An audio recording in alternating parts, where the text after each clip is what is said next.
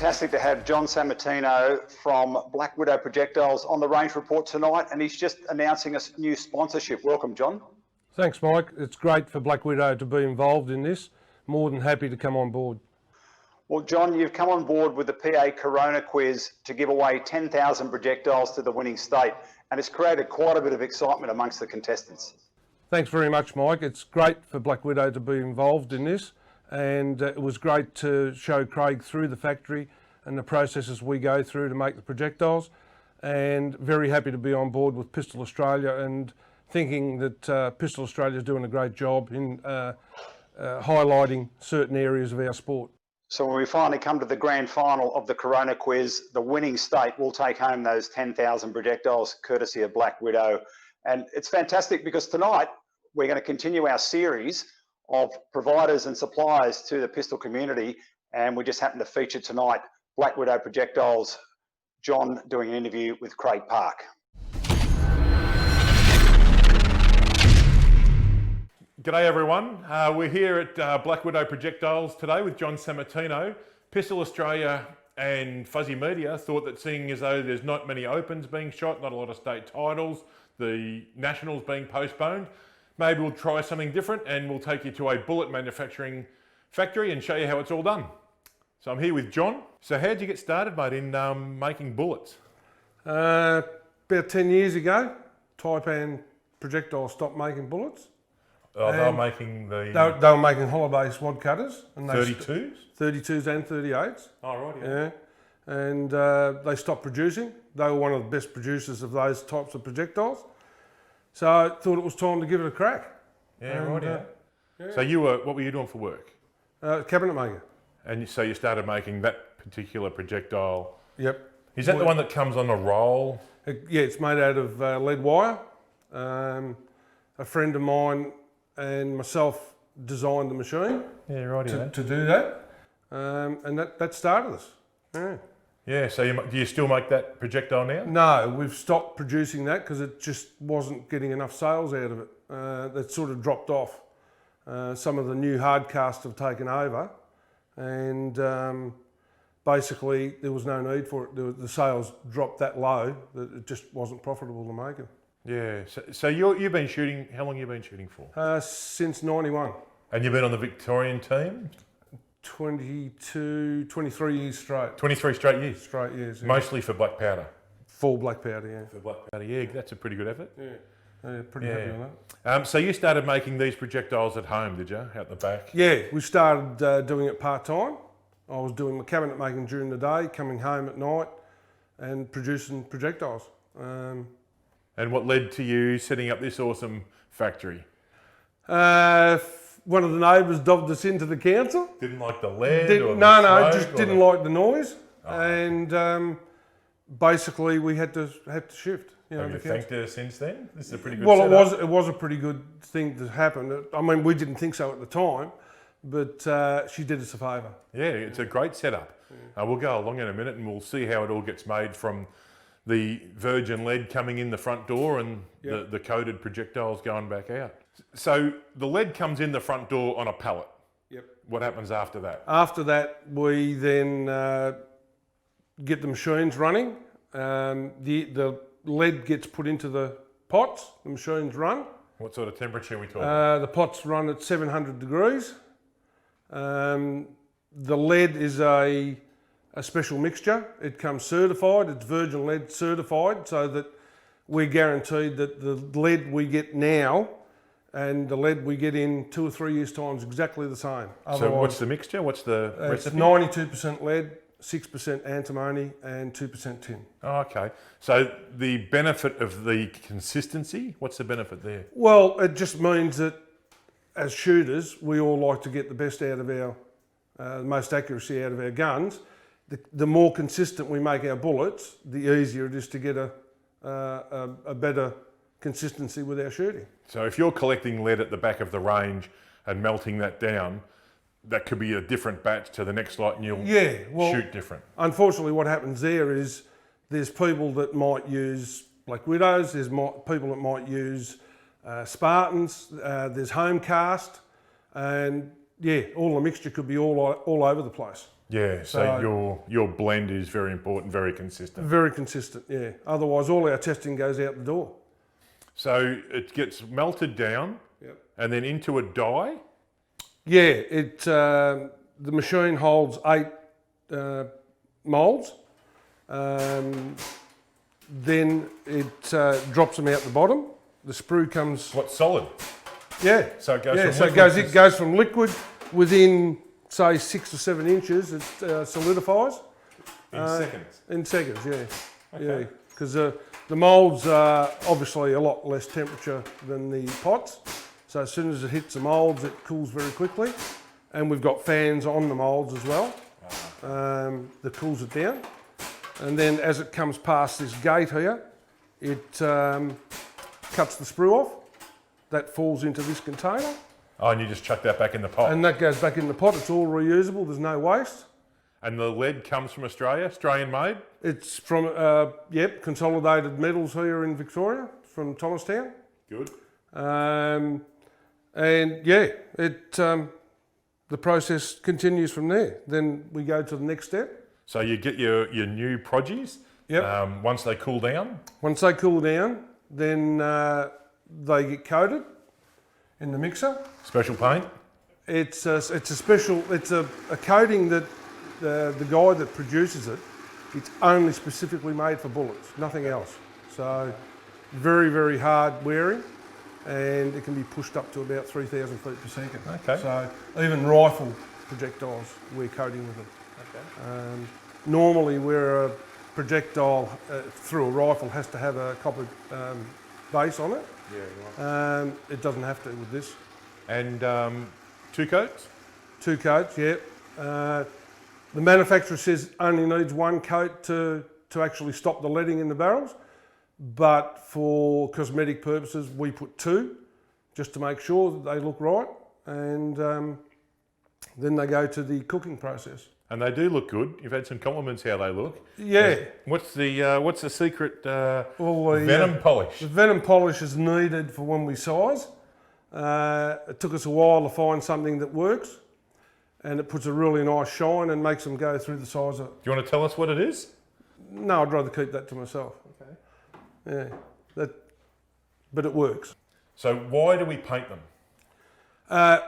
2 reasons. 1, it stops the shooters from actually getting contaminated or contaminating their fingers with lead. Yep.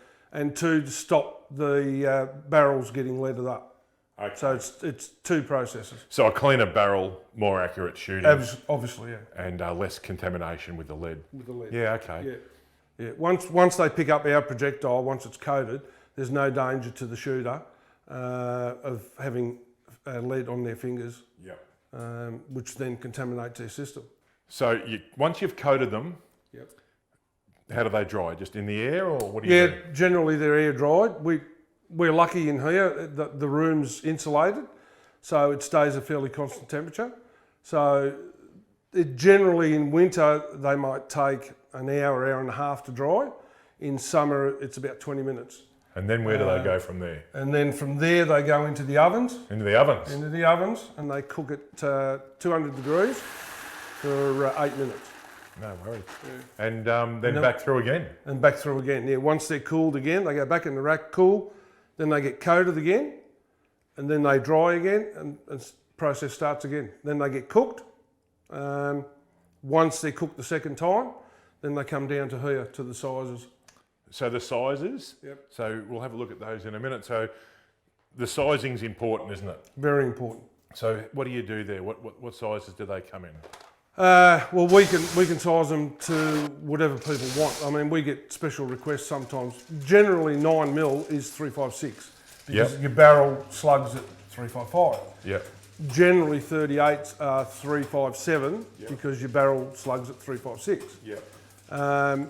But we get a lot of people saying, well, I've got a worn-out barrel or I've got a large barrel for whatever reason.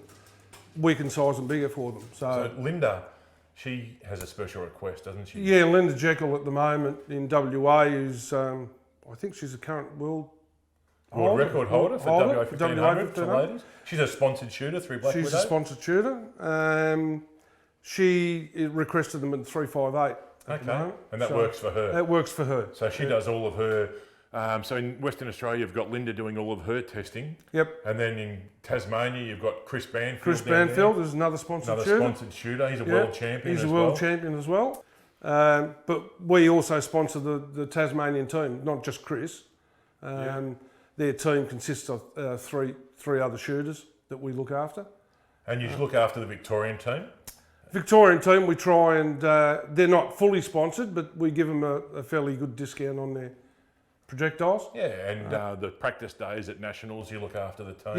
Yep. What do you do for ISSF? What sort of produce? Well, most of ours can be used for ISSF, centerfire and stuff like that. But mainly it's service WA 1500.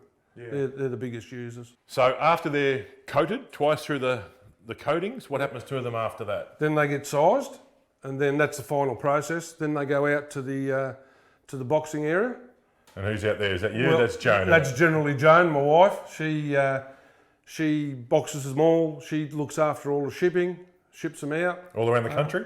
All over Australia, yeah. And New Zealand. We're into New Zealand now too. Yeah. So I saw boxes out there or buckets out there with all different types of projectiles. There's round nose, 160 round nose, there's 135s. How many different types of produce do you make? 60 different projectiles. And in the 357 and the 356, so 38s, 9 mils, 45s, 32s. Pretty much, yeah. 38s and 9 mils are all cast about the same. They all cast at about 360. And then you size them to 357. And then we size them appropriately, yeah. 357 or 356. Yep. Okay. To suit that calibre. Yeah. Obviously 32s, 45s are all sized specifically for that calibre. And you've got your round noses and your button nose wad cutters and your semi-wad cutters. Yeah, sort of round nose. If you don't need a clean hole, if you're shooting plates or something like that, you don't need a semi-wad cutter. A round nose will be fine. Generally for WA 1500 and service, that type of competition, they want to see a nice clean hole. Yeah, so you know where you're shooting on the target. Yeah. That's where the semi-wad cutters come in. So one really important question, what makes an accurate bullet? Accurate bullet, well, first of all is the consistency of the lead, as we've spoken about. And the rest is basically making sure that the size is right. Whenever new shooters approach me, they go, well, you know, can I have some projectiles? And I go, first thing I ask, have you slugged your barrel? Yeah. And there's just silence on the other end. So obviously they don't know what slugging means. Yeah. But each barrel is different. I mean, they can basically come off the production line, one after the other, but they'll be slightly different size. So if you slug your barrel, which means pushing a small piece of soft lead through your barrel, and then you mic it up. Measure diameter. The diameter of it. Then you need to go one thou bigger than that. 1 thou bigger. So if your barrel comes out at 356, your bullet's got to be 357. 357 produce. Yeah. You can get away with a little bit more if some people say, well, their gun's like 2 thou bigger. That's fine. But unless you slug your barrel, you don't know that. So if we've got a new shooter out there, new to the sport or new to reloading, and they're feeling a little bit nervous, they've got 1,000 questions, can they come here and ask for some? Absolutely. Yeah, we get phone calls all the time. You know, people saying, can we have a chat? And generally as a rule, even if I've got my headphones on anyway, so I can keep working and still chatting with them. So. Yeah, so you give them advice about reloading, about the type of produce, and because they make some silly mistakes. We covered this with Mario in a previous interview, and there's a lot of variations, isn't there? Powders, produce, primers. Well, it is important, you know, when you're using powder and primers, it's important that you get it right. Yeah. Otherwise, you could get into strife fairly quickly. Yeah. So what makes Black Widow the best? The consistent blend of lead? Well, I never like to say we're the best, but we do our best in getting all the components and all our procedures exactly the same all the time, so that when you do your all your load development and everything, it doesn't change from year to year or batch to batch. You've got you talk about year to year, you've got people like Zelko Svetnich. Yep. He buys all of his projectiles for the year in one hit. One hit, yeah, a lot of people do that. They'll Just ring up. the one hit and that's it for the whole year. Yep, a lot of people ring up and say, we want 30,000, and we won't hear from them until the same time the following year. Yeah. What else do you get from your customers? Any other sort of strange requests? No, not really. We don't get a lot of strange requests, only in sizing and basically, you know, if they're new, what type of bullets they can use for what competition, you know, that sort of stuff. But generally, as a rule, they're all pretty understanding and they all like to know what's going on. Who's your fussiest customer? Is it Chris Banfield? Chris Banfield. Yeah. Definitely? Yeah, absolutely. He won't have a Progy if it's got a... He says that just as a, I don't know what you'd call it, just before Easter one year, we decided that we were going to do all our bullets or our boxes of 500 in 6 different colours. Jelly beans. Yeah, jelly beans we called them. Yeah. And have that go down with Chris. Well, Chris said, don't send it to me because he'll just have to sit there and put them all in their different colours. Yeah, that's what I think. Yeah, I don't like it. He's hopeless. He's absolutely hopeless. Yeah. So in through the front door, how many tonne of lead? Well, when we first started, we started with 7 tonne a year. Yeah. A year. Then we slowly increased to 15 tonne, 20, 30, 40. And now? And last year was 55 tonne. 55 tonne of lead. 55 tonne of lead. And how many? And it relates to about 9 million bullets. Wow, 9 million going out. Yeah. That's fantastic. And yeah, I see them a lot on the range and a lot of good shooters out there.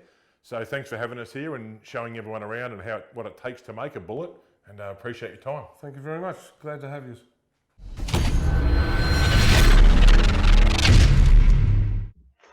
Well, there you go.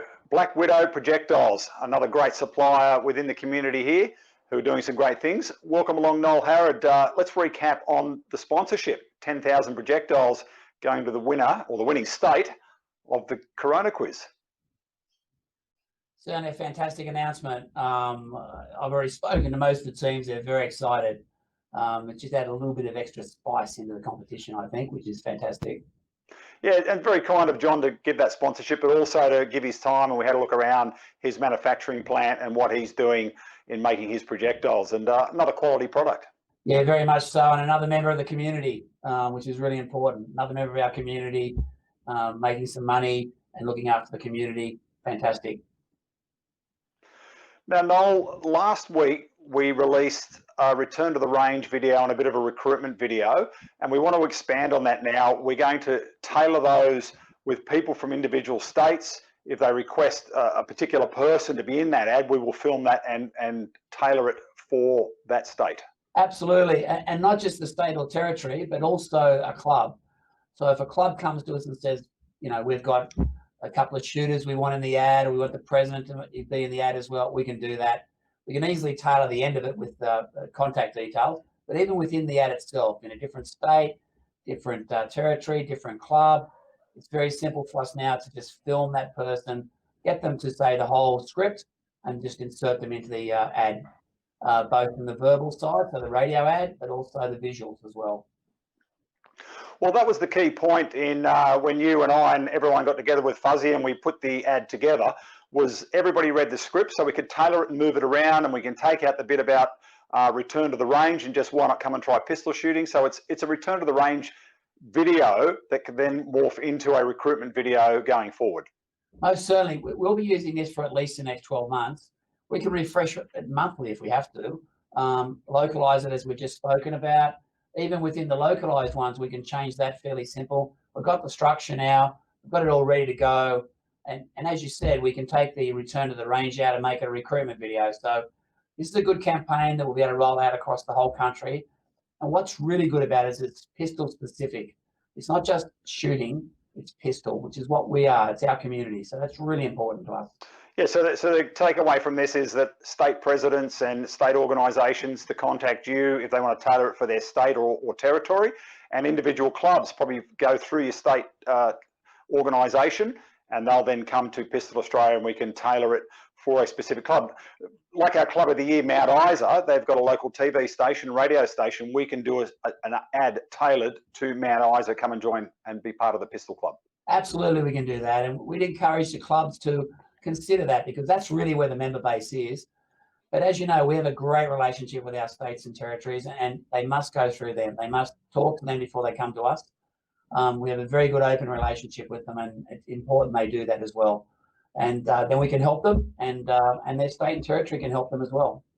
Yeah, so get on board, clubs, wherever you are. If you want a tailored ad, let us know, and we can tailor it for people within your state, or even if you had a couple of accomplished pistol shooters or some juniors that you want to promote, let us know, and we'll get the filming done and get that tailored to your local TV, radio, print media, whatever's happening in your part of the world.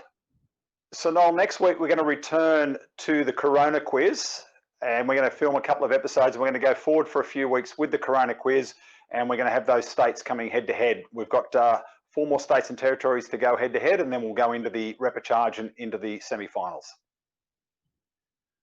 Yes, mate, there'll be a double header next week. It'll be the Big V from Victoria versus South Australia. Great rivalry there. That's going to be a fantastic show. And that'll be followed by a preview of the Brumbies Force match. It'll be ACT against the mighty WA. And that will be very interesting to see. Territories and the smaller states have been doing very well in this competition. So it'll be very interesting to see what happens there. And then we go into the finals. And for all those people in AFL states, he just made a rugby reference, but you'll work it out. Well, it's reasonable. They're both for rugby teams. Yeah, very good. I know, exactly. Two very good rugby teams. 20th anniversary of the Sydney 2000 Olympics coming up this year. I know we've spoken about things. Do we want to give the people a bit of a tease of what might be coming? So on the 17th of September, it will be 20 years to the day since Anne-Marie Ford won the bronze medal in the Sydney Olympics.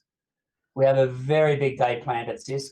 We've got a lot of Olympians coming, both past and present, not just shooting, from all the other sports as well, to celebrate that achievement. And it'll be followed that night by a special Women in Sport dinner. More details later, but it's all on track. We were concerned because of the virus. However, we believe now, the way things are going, unless there's any more setbacks, we'll be okay to do this.